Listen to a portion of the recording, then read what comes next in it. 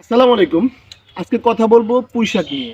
বাড়ির পাশে ফাঁকা জায়গায় টবে কিংবা ছাদের টবে কিংবা বারান্দায় আপনারা পুঁইশাক করতে পারেন। পুঁইশাক করার কারণ কিন্তু আছে। খুবই সহজে, সহজলভ্য এবং পরিচর্যা খুব কম পরিচর্যায় খুব কম সারে আপনারা উৎপাদন করতে পারেন। লাগিয়ে রাখলেই আপনারা তা থেকে পুঁইশাক পেতে পারেন। এখন পুঁইশাকের পুষ্টিমান সম্পর্কে একটু কথা বলি।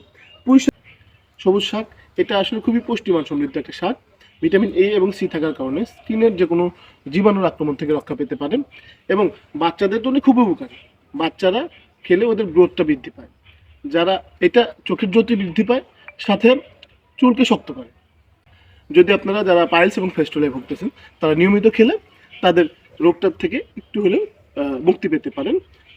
এইটা কিন্তু ক্যান্সারের প্রতিরোধক হিসেবে কাজ করে, কোলন ক্যান্সার এবং পাকস্থলী ক্যান্সার থেকে আপনার প্রতিরোধক হিসেবে কাজ করে।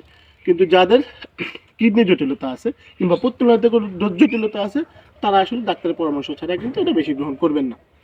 তো আজকে এ পর্যন্তই।